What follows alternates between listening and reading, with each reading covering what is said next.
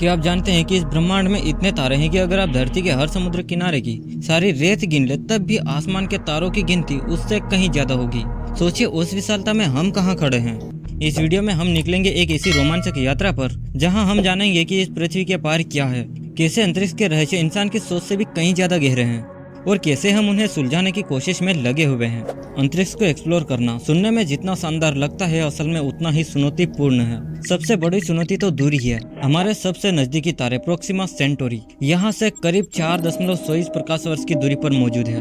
मतलब अगर हम वहाँ लाइट की स्पीड से भी जाएं तो भी वहाँ पहुँचने में 4 साल लग जाएंगे और ऐसी अरबों दूरियां हैं जिन तक पहुंचना आज की तकनीक से लगभग नामुमकिन है। हमारा सबसे तेज यान वॉयेजर 1 जिसे एलियन के लिए भेजा गया है पिछले 40 साल से उड़ रहा है, लेकिन वो अभी भी हमारे सोलर सिस्टम के बाहरी किनारे पर ही मौजूद है। इंटरस्टेलर ट्रेवल के लिए हमें चाहिए होंगे तेज रफ्तार प्रोपल्शन सिस्टम, मजबूत जीवित रखने के लिए एरिया और लंबी दूरी तक कम्युनिकेशन के लिए टेक्नोलॉजी। और सिर्फ जाना ही नहीं, वहाँ जिंदा रहना और उस वातावरण में जीवित रहना सीखना और संसाधनों के साथ टिके रहना, यह असली परीक्षा होने वाली है वहाँ जाने के बाद। लेकिन जहाँ चुनौतियाँ हैं वहीं उम्मीदें भी होती है। नासा का आर्टेमिस प्रोग्राम हमें दोबारा चांद पर ले जाने वाला है, लेकिन इस बार सिर्फ घूमने के लिए नहीं बल्कि वहाँ एक स्थायी मानव उपस्थिति बनाने के लिए।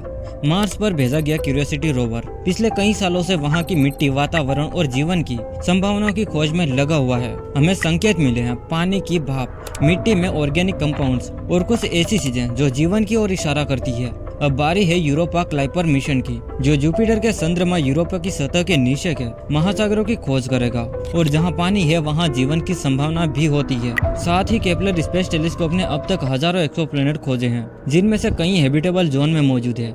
सोचिए हमारे जैसे ही जीवन किसी और प्लेनेट पर भी मौजूद हो सकते हैं। और बात करते हैं उन खोजों की जो आने वाले समय में पूरे ब्रह्मांड की तस्वीर बदल सकते हैं।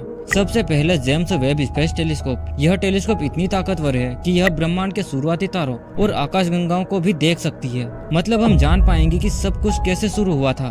दूसरा नासा का टेलीस्कोप, यह हमें डार्क एनर्जी और डार्क मैटर की गुत्थी सुलझाने में मदद करेगा। हम उस अंधेरे की तस्वीर देख पाएंगे जो अब तक बस एक रहस्य ही बनी हुई थी। और हाँ, सैटर्न के चंद्रमा एनसेलेडस पर मिले हैं ऑर्गेनिक मॉलिक्यूल्स जो यह बताते हैं कि शायद हम इस यूनिवर्स में अकेले नहीं है। अंतरिक्ष की यात्रा जितनी कठिन है उतनी जरूरी भी।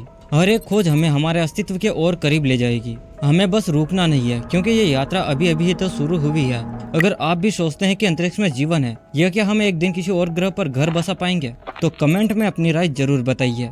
और हाँ, मेरे चैनल का वो वीडियो भी जरूर देखिए जिसमें मैंने बताया है मंगल ग्रह पर जीवन और एलियन की संभावनाओं के बारे में।